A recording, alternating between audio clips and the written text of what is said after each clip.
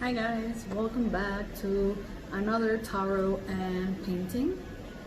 This week it's gonna be from the 9th to the 17th of May 2020, and I ask of our spiritual guides to give us a message for the benefit of everybody who's out there, and for the message to reach where it has to reach.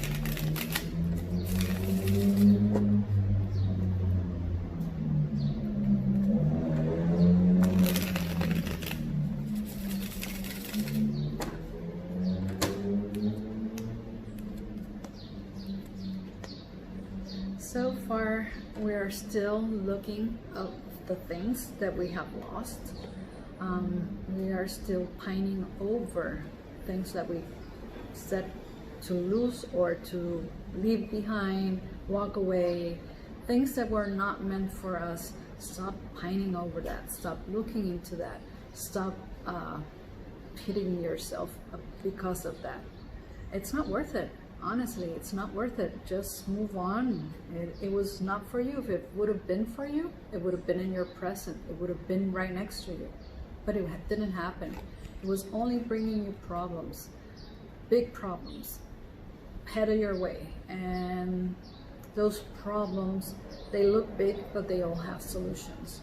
You need to walk through them, be strong, and don't let the faith fool you. If you're strong, if your faith is strong, there's nothing that can knock you over. So this is, I guess this time it's challenging. There's a lot of people questioning their faith, and I'm not necessarily talking about religion faith, but I'm talking about how the universe develops itself. Everything moves in accordance to a law. Even if you don't know it, it does move according to that law. So everything is in balance. Everything happens at the perfect time. Everything is perfectly designed. Even when we lack, that's part of the design. So everything is gonna fall into place. Just grab everything by the hand and move forward, okay? Don't worry about these problems that are gonna be arising, because you're gonna be able to manage them. You have that bull by the horns. And in the end, again, innocence, it's what's gonna be reborn. That's what's happening. Transformation, it's needed, because a lot of the evil, or not evil, but a lot of the negative low vibrations needed to be cleansed out. So, and we needed to return to innocence. So this is basically what's going on. But you need to start facing the problems and stop looking the other way and making believe they don't exist, because they do. They do exist, but it's nothing that has to do with you. So if it doesn't have to do with you, it won't hurt you. It's just that way. And let's return to that innocence. People have to see you for who you are, for you who truly are. And sometimes they need to fall and hit on the ground to know who you are. Have a good day and a happy Saturday.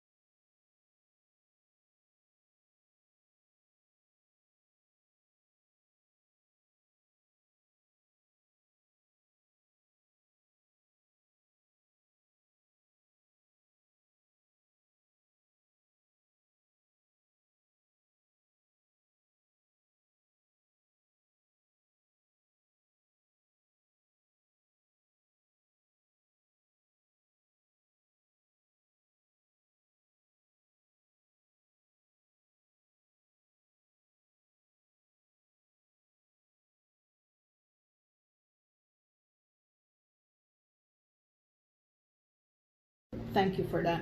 I just didn't want to keep you waiting there.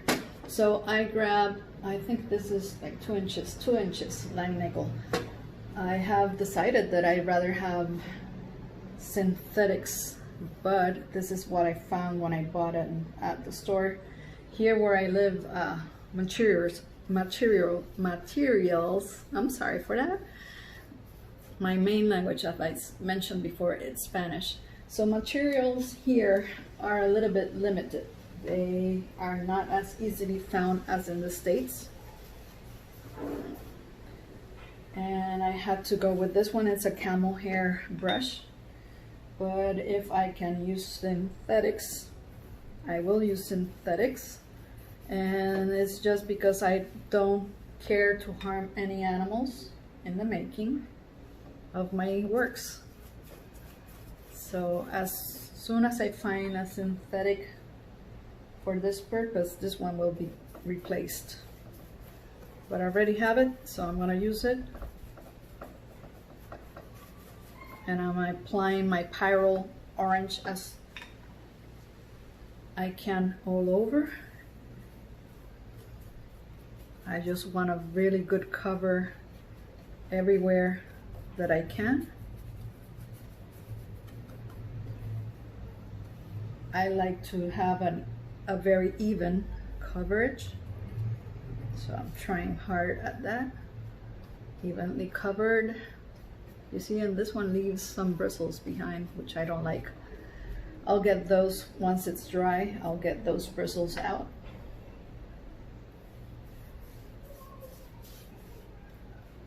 I don't want any shadows forming. Now I'm gonna do the sides as well, so everything is uniformly covered in my Pyrrole orange. And sometimes I forget that I'm filming this in a way that I can take a good picture of the whole studio, but I'm working with that. We'll have a bigger place soon.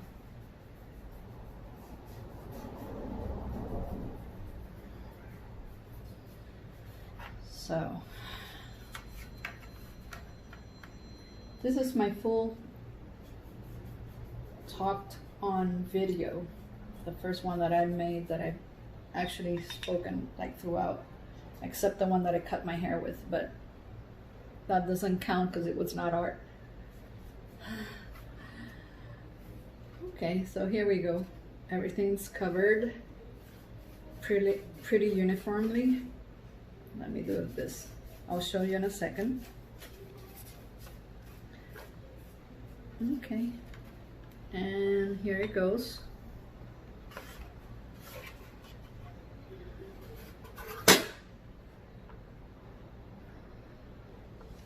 Now I'm gonna allow it to dry. Still, watercolors need to dry between layers, because then the glazing won't work if you do them when wet.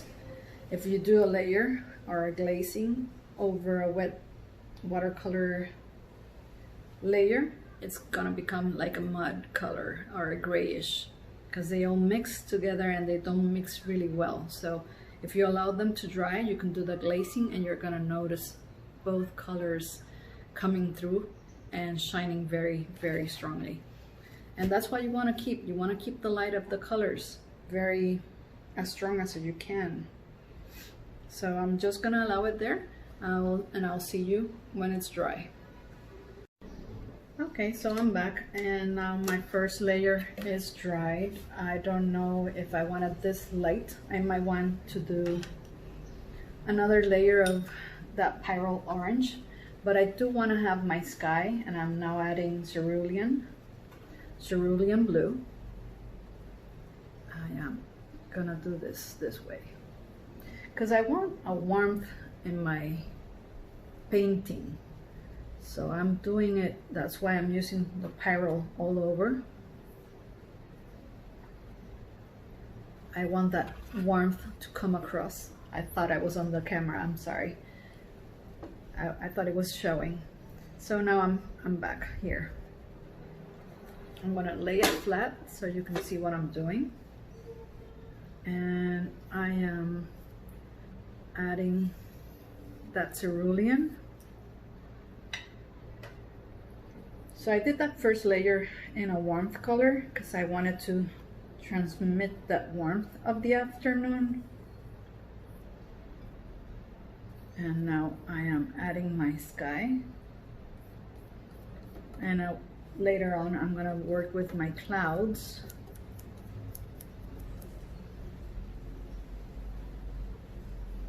Also, I want to subdue both colors. I don't want them in their full strength. I want to mix the colors so they can create a third interesting color.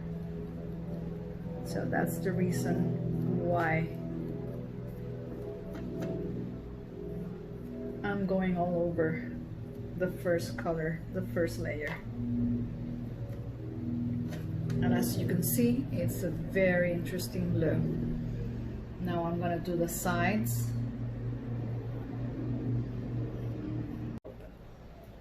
19 bucks. And it is, let me see if I can find it. It's over here.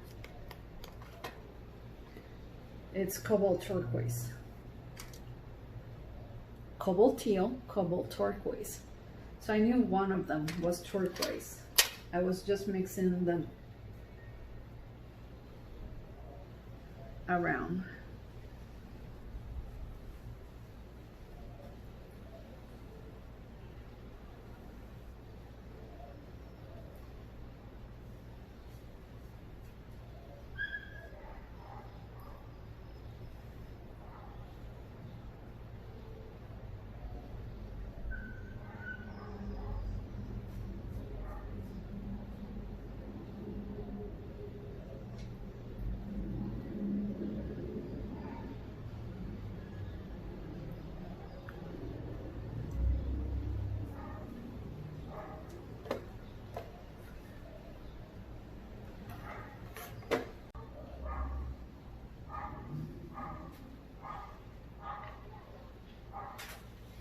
So you see, I can create that highlight within the same product. It won't absorb as quickly.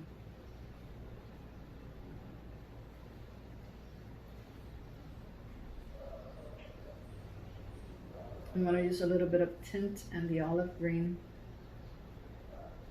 to mix because I want a darker green. So olive green and tint what does, it's going to make it darker, not necessarily affecting the color, but it's just going to be a little bit in value.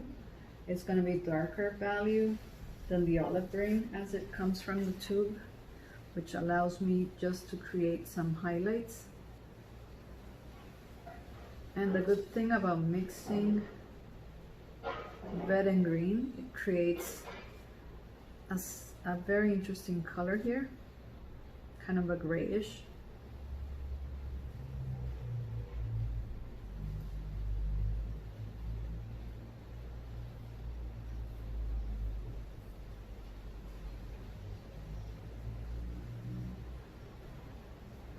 And as I said, this is green that olive green that I've added tint to it, so it just adds to its value.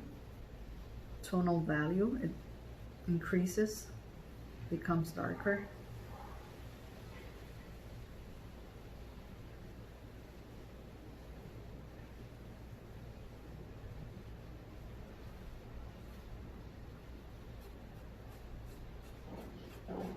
But the good part is still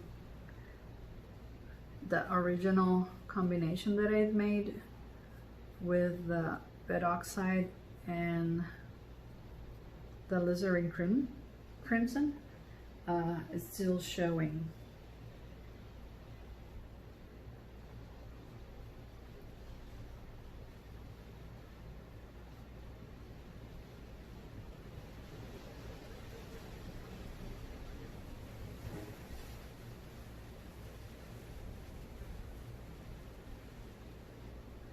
And I used the same olive green on the land I just haven't given any highlights to the line yet, which I will very soon. I don't know which color I'm gonna be using, but I need to let it dry, because it's not good when I don't like when it becomes a mud puddle. I like it when it has time to dry.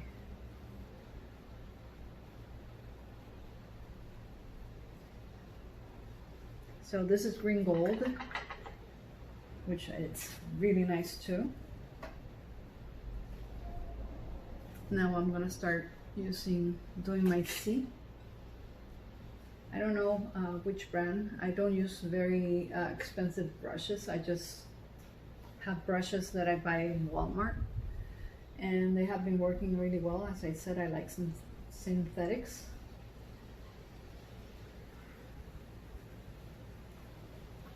And now I'm gonna start doing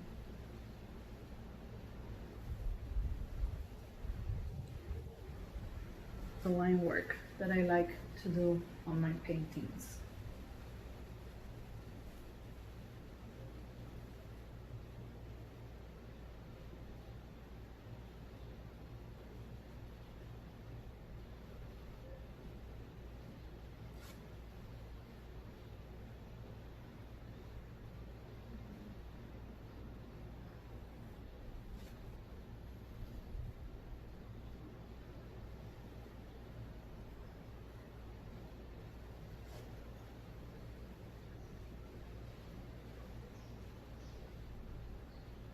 I've been painting this way since 1986.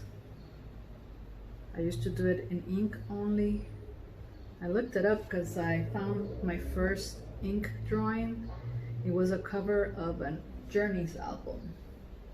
That was so much fun. Kids will never know today. They have it so easy.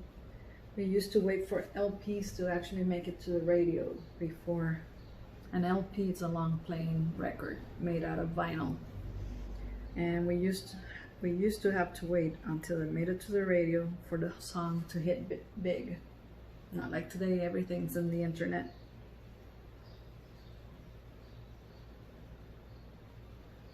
I remember going shopping for those long playing records. I collected a lot of music, so I have a lot of vinyls. I remember when my son saw a vinyl for the first time. He needed a show and tell for school, and I gave him one of my records to take, and he was kind of like, what's this? I felt that way whenever I bought a new one. Ooh, the next big thing.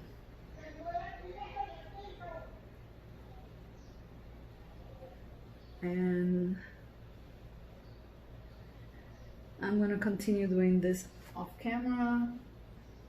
When I have more lines to it, I will come back in and then show you a little bit more of progress. So now it's dried. I have done my lines for the sea, the waves, and I'm going to do the finishing touch, which I'm going to use watercolor gold, and I'm going to use also a little bit of tin buff, so I can do that. The buff, I'm going to do it in the clouds because I like that it lets me add that. The lighter colors. Usually you work your watercolors all the way around. You start with light colors and go to dark. But I've discovered that this allows me to go from dark to light as well. So I've been taking advantage of that benefit.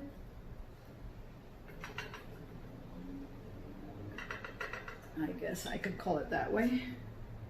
And then I'm going to use, as I said, for the sea, sometimes you kind of see those glimmers of gold. when it reflects the sun in the sea. And that's what I want to add with the color watercolor, with the iridescent gold in watercolor form.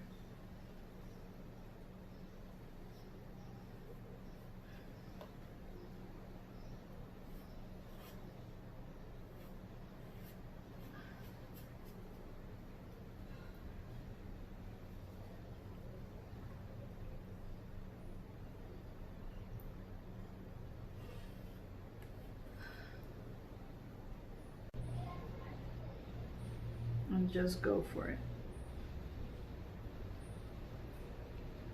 I'm gonna try one of the, I'm looking for a darker color, and the Payne's gray, it's not cutting it, so I'm gonna use a burnt umber.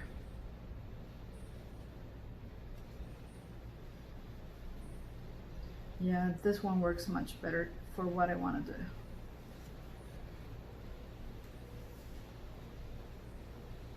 Because you see, these feathers right here are from the posterior wing, which is in the back. So they're kind of in the shadow. They're not exactly visible. So I need to make that clear so it can be read. And this here is the neck.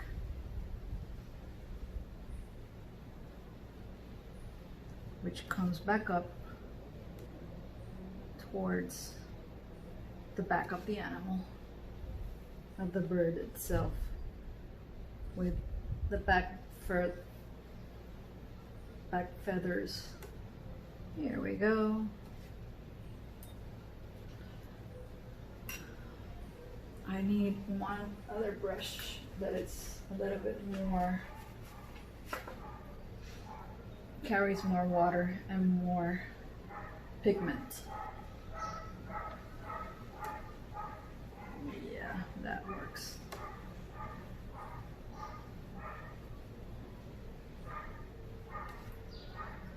There we go.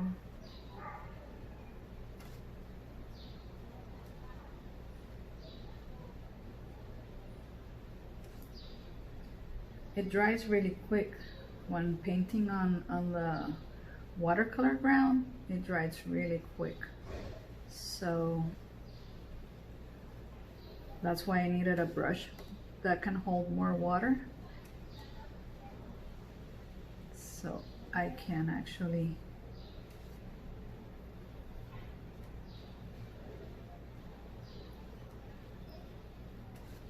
be able to do this.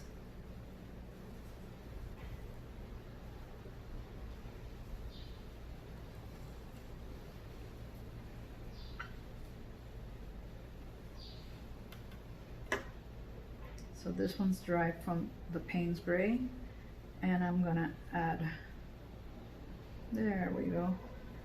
Yes, the burnt umber was much better.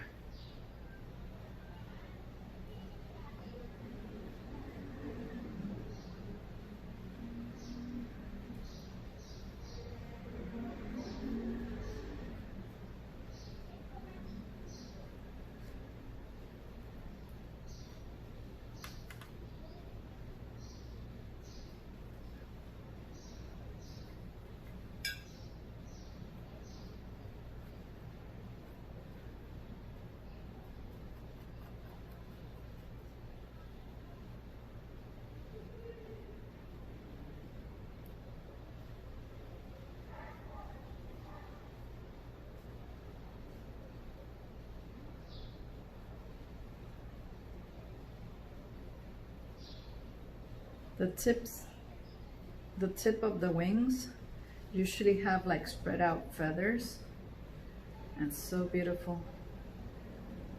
That's why I try always to recreate that movement, that natural flow of the feathers.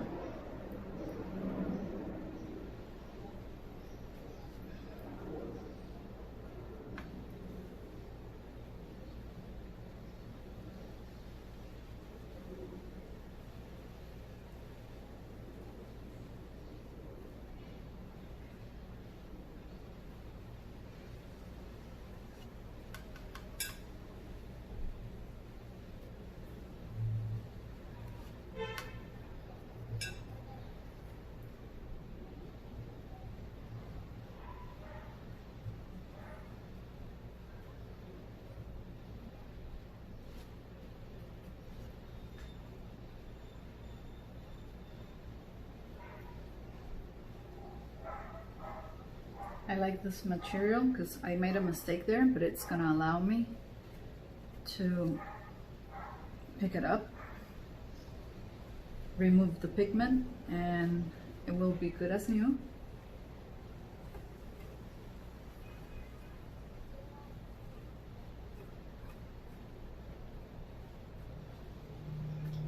Let me come in with the water before it dries too much. You see? I want to keep the back of the head in a lighter color, because usually those feathers are kind of light color or white, like a cream color. I need to add more umber, raw umber. I said before it burned, it's raw. I keep correcting myself with the names of the colors, but I do it mostly instinctively, so I've never paid much attention to the names, and just what my eye says is the correct color that goes in that section.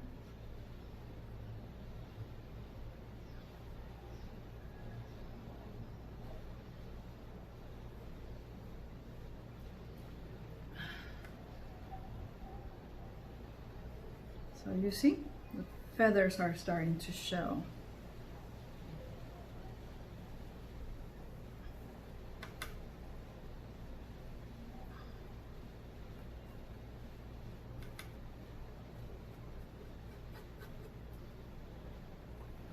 It takes a lot of courage to talk in a camera for strangers to see. So being of my few first videos, I know I will improve as I go by, keep going, which I will do. So please bear with me and be kind.